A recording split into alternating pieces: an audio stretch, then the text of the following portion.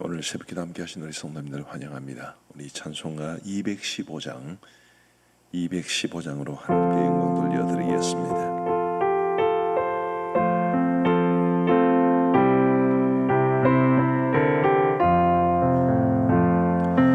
내 죄 속해 주신 주께 힘과 정성 다하니 나의 온갖 언행 심사 주를 위한 것인세.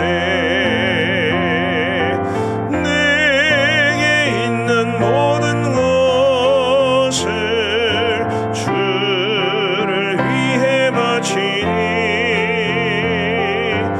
내게 있는 모든 것을 주를 위해 바치니 나의 손과 발을 들여 주의 명령 행하고 오직 주만 바라보며 주만 찬양하겠네. 항상 주를 찬송하며 이 몸 바치오리다. 항상 주를 찬송하며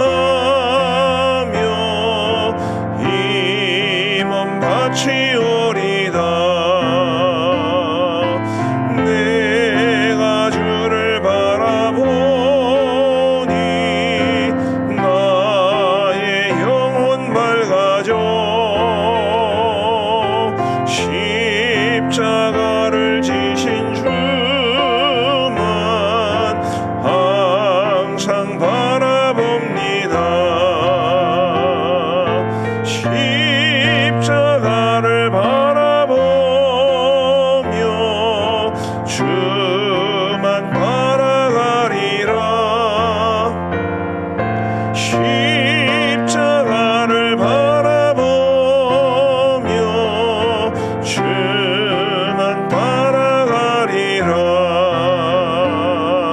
신기하고 놀라워라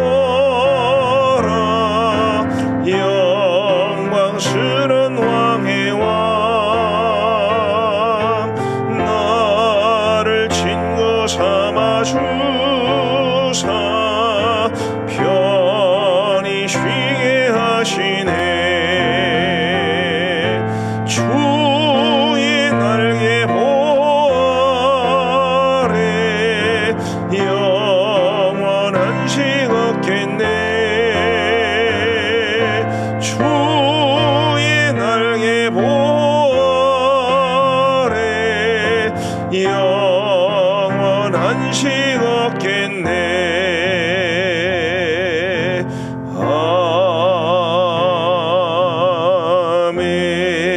아멘. 우리 하나님께서 오늘 우리에게 주시는 말씀은 마태복음 25장 말씀입니다.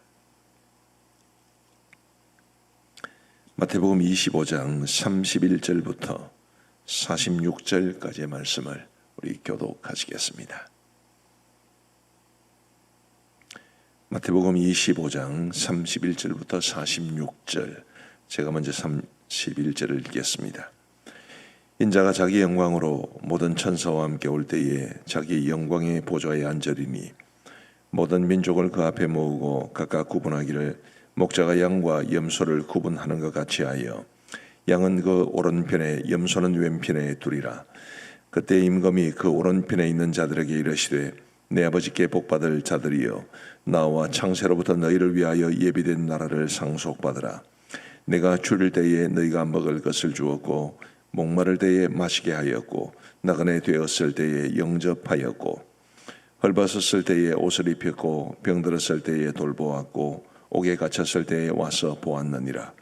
이에 의인들이 대답하여 이르되 주여 우리가 어느 때에 주께서 줄이신 것을 보고 음식을 대접하였으며 목마르신 것을 보고 마시게 하였나이까.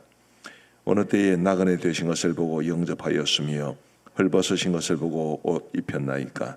어느 때에 병드신 것이나 옥에 갇히신 것을 보고 가서 배웠나이까 하리니, 임금이 대답하여 이르시되 내가 진실로 너희에게 이르노니 너희가 여기 내 형제 중에 지극히 작은 자 하나에게 한 것이 곧 내게 한 것이니라 하시고, 또 왼편에 있는 자들에게 이르시되 저주를 받은 자들아 나를 떠나 마귀와 그 사자들을 위하여 예비된 영원한 불에 들어가라.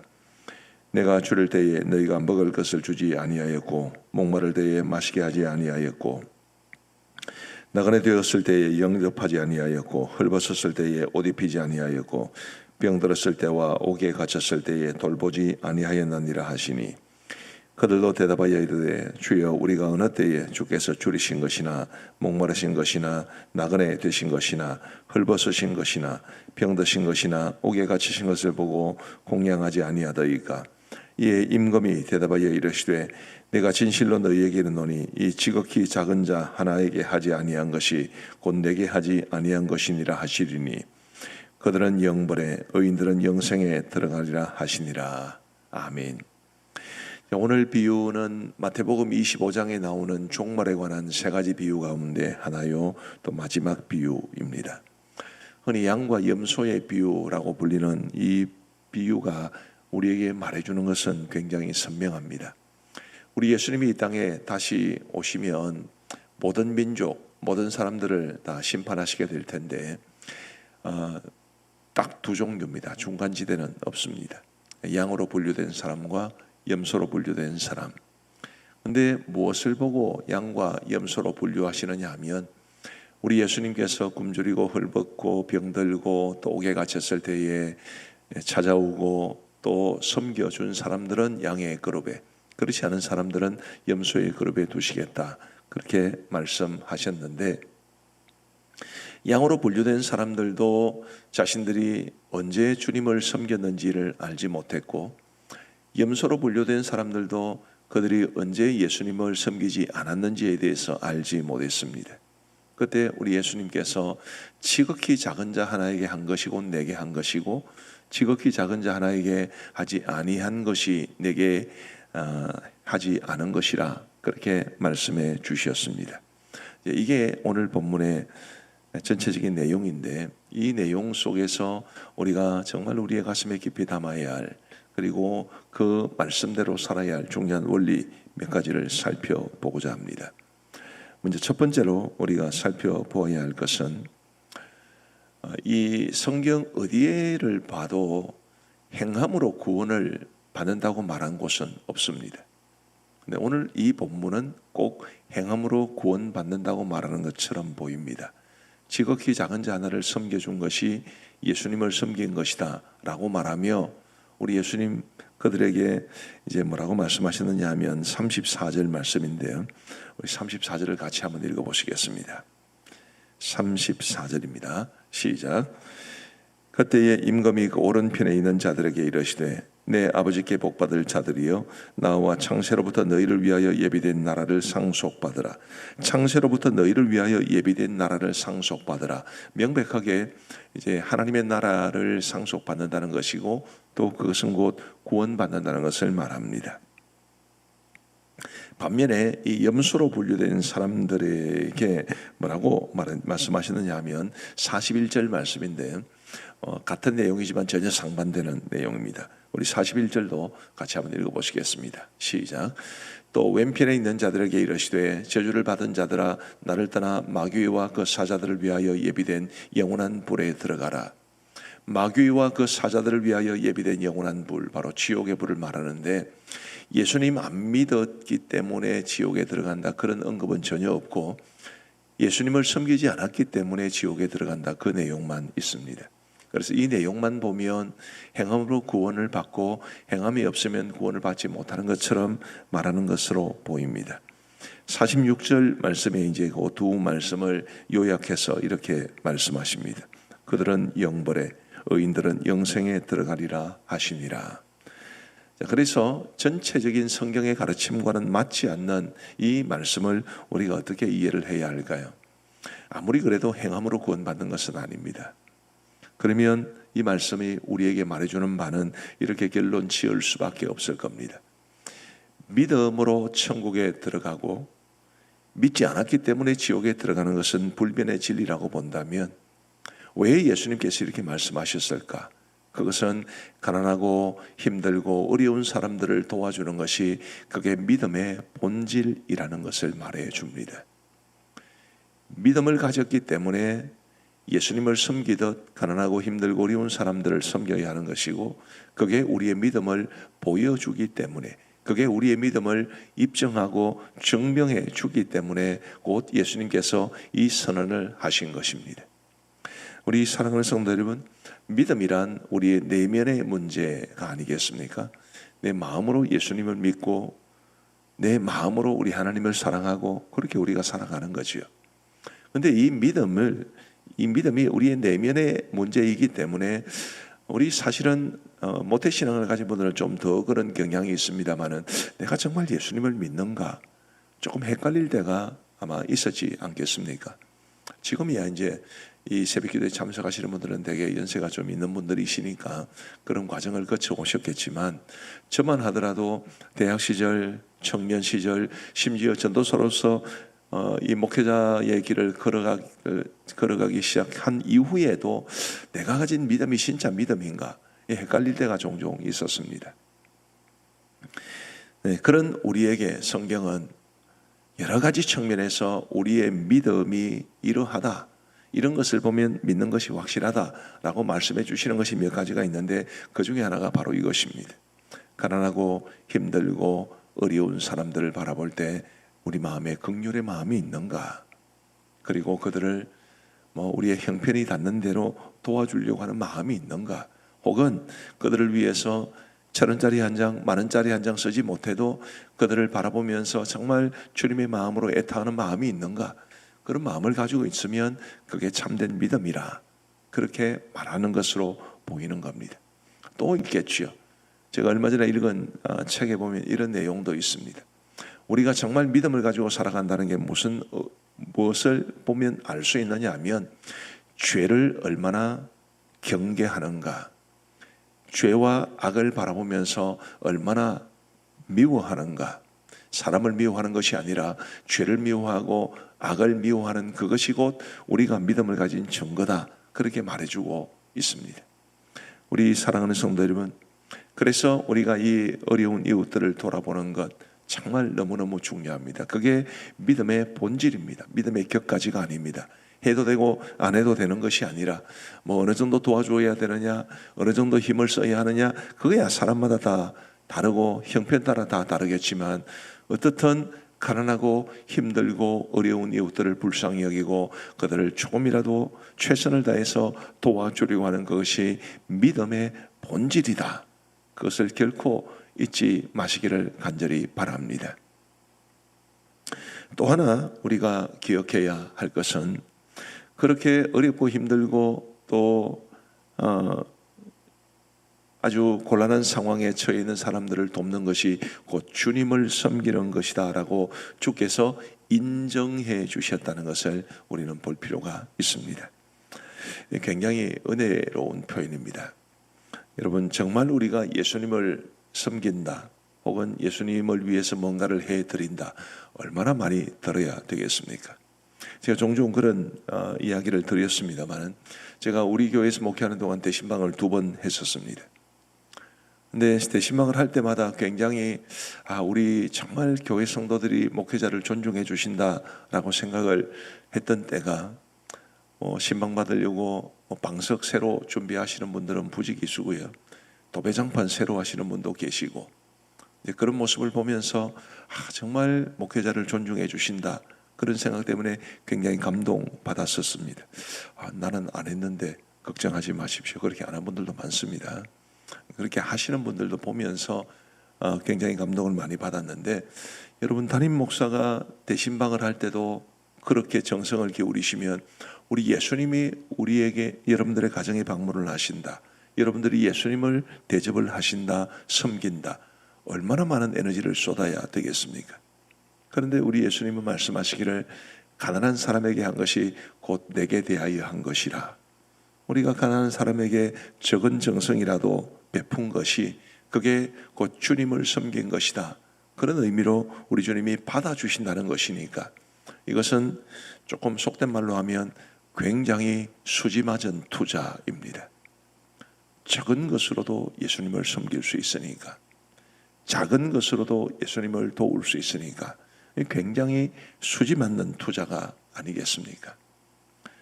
우리 사랑하는 성도 여러분, 종종 어떤 성경의 교훈은 이론적이라기보다는 실천적일 때가 많습니다. 이 말씀도 사실은 굉장히 실천적이죠. 우리가 이 말씀을 보았으면 내가 오늘 도와야 될 사람은 누구며, 내가 오늘 살펴보아야 할 사람은 누구고, 좋은 말로 위로해야 될 사람은 누구고, 작은 손 한 손가락이라 한 손이라도 또 섬겨줘야 될 사람은 누군고 라는 것을 생각하고 실제로 조금이라도 돕고 섬기며 살아갈 수 있게 되기를 간절히 바랍니다. 이를테면 우리가 이제 어제 말고 이제 지난 주일부터 우리 산불 피해와 또 미얀마 지진 피해 난 사람들을 도왔습니다만은, 그런 것들도 주님을 섬기는 것이라고 본다면 얼마나 우리가 그 일에 참여하는 것이 그게 기쁨이요, 그게 영광이 되지 않겠습니까? 부디 우리 주님 섬기듯 사람을 섬기되, 특별히 어렵고 힘든 사람들을 섬기면서 우리 주님 사랑하는 마음으로, 하나님을 믿는 마음으로 우리가 우리 어려운 이웃들을 잘 돕고 섬기며 살아갈 수 있는 우리 모두가 되기를 우리 주님의 이름으로 축복합니다. 마지막 한 가지만 더 말씀을 드리면, 그런 기회가 늘 있는 것은 아닙니다. 우리 예수님께서 이 땅에 다시 오시고 우리가 그분 앞에, 그분의 심판대 앞에 서면 더 이상 기회는 없습니다. 지금 아직 주님 오시기 전이, 아직은 우리가 생명을 가지고 살아가는 지금 이때가 바로 주님 섬길 수 있는 기회입니다. 우리가 살아간다는 의미가 뭡니까? 하나님께서 우리의 생명을 거두지 아니하시고 아직까지 우리에게 생명을 주신 이유가 뭡니까? 믿음으로 살아가라고. 우리 하나님께서 우리에게 기회를 주시는 것입니다. 그래서 그냥 하루하루 살아가고 시간 보내는 그런 우리의 삶이 아니라 말씀대로 우리 주님 기뻐하시는 대로 잘 살아갈 수 있는 우리 모두가 되기를 우리 주님의 이름으로 축복합니다. 기도하시겠습니다. 자비로우신 하나님 아버지, 감사합니다. 주일을 지내고 맞은 이 월요일 새벽, 우리의 단잠을 깨우시고 우리 주님 앞에 나와 우리 하나님 앞에 새벽 제단 쌓을 수 있도록 은혜를 베풀어 주신 것을 진심으로 감사합니다. 하나님 아버지, 오늘 양과 염소의 비유를 통해서 우리에게 정말 소중한, 우리가 그동안 알지 못했기 때문에 새로 깨달은 것이라기보다는 우리가 잘 알고 있는 말씀인데 그 말씀의 의미를 바르게 깨우쳐 주신 것을 진심으로 감사합니다. 하나님, 우리 주위에 있는 어려운 이웃들, 곧 배고프고 목마르고 나그네 되었고 헐벗고 병들고 옥에 갇힌 사람들을 돕고 섬기는 것이 그게 믿음의 본질임을 깨우쳐 주셔서 감사하고, 또 그렇게 하는 것이 주님을 섬기는 것이라고 말씀해 주셔서 감사합니다. 아버지 하나님이여, 우리가 이 땅을 살다 보면 나 살아가는데도 급급하고 우리 가정 꾸려나가는데도 급급하기 때문에 우리의 이웃들을 돌아볼 만한 심적인 여유가 없이 그렇게 살아온 세월이 우리에게 많았음을 고백합니다. 아버지 하나님이여, 그러나 이제는 이것이 곧 믿음의 본질인 줄 알고 우리의 어려운 이웃들을 정말 조금이라도 도우며 사랑과 선행을 행하며 살아갈 수 있도록 은혜를 베풀어 주옵소서. 아버지 하나님이여, 나만을 바라보는 이 좁은 시각에서 벗어나 많은 사람들을 돌아보며 우리의 주위 사람들을 둘러볼 수 있는 심적인 여유와 또 이 물적인 여유도 허락하여 주옵소서.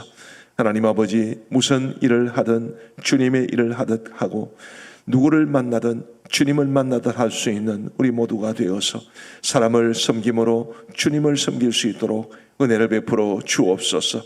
아버지 하나님, 우리 주위에 아직까지 어려운 사람들이 많다는 것, 아직까지 우리에게 살아갈 수 있는 시간이 주어졌다는 것, 그것이 곧 주님께서 원하시는 대로 살아갈 수 있는 기회인 줄 알고 최선을 다해서 우리 주님 뜻받들 수 있도록 은혜를 베풀어 주옵소서. 하나님 아버지, 오늘도 우리에게 새로운 한 날을 주셔서 감사합니다. 이 하루를 살아가는 동안에도 많은 사람을 만나고 많은 일을 하고 또 많은 말을 하며 살아갈 터인데, 오늘 주신 말씀 기억하며 우리의 말과 표정, 행동, 그리고 마음 씀씀이 등을 통해서 어찌하든지 사람들을 돕고 베풀며 섬기며 살아갈 수 있도록 은혜를 베풀어 주옵소서. 하나님, 우리 성도들의 가정에, 우리 성도들의 삶에 어렵고 힘든 문제들로 인해서 고통당하고 있는 성도들도 많이 있습니다. 하나님이여, 긍휼을 베풀어 주시옵고 우리 성도들이 힘겨워하는 그 삶의 현장에 주님 찾아가 주셔서 고통의, 질병의 문제로 고통당하는 성도들에게는 치유됨의 은혜를 허락하여 주옵시고, 물질의 고통을 당하고 있는 성도들에게는 하나님께서 물질의 물꼬를 터주시기를 간절히 원합니다. 아버지 하나님이여, 사람들과의 관계가 힘들고 가정이 불화할 그런 경우에 우리 주님께서 진정한 샬롬을 허락하여 주셔서 화평케 하는 자로 평화를 만들어가는 사람들로 살아갈 수 있는 우리 성도들 다 될 수 있도록 인도하여 주옵소서. 부모님 문제, 또 자녀들 문제, 여러 가지 마음의 근심과 걱정이 우리의 마음을 떠나지 않는데, 하나님이여, 우리 속에 있는 모든 근심과 걱정들은 주님께 맡기고 우리 주님이 주시는 참된 평안을 누리며 살아갈 수 있는 우리 모든 성도님들 다 되게 하여 주옵소서. 하나님 아버지, 우리 감정교회를 오늘 이 시간까지 은혜 중에 붙잡아 주신 것을 진심으로 감사합니다. 119년, 정말 오랜 세월을 주께서 우리 교회를 지탱해 주셨기 때문에 여기까지 온 줄로 믿습니다. 지나간 세월을 돌아보면서는 감사하게 하시고, 앞으로 우리가 걸어가야 할 세월에 대해서는 우리 하나님을 굳게 믿고 신뢰하는 가운데 하나님의 뜻을 이루어가는 교회가 되기를 결심하고, 당회를 중심으로 온 교회가 한 마음으로 우리 주님이 원하시는 길로 걸어갈 수 있도록 인도하여 주옵소서.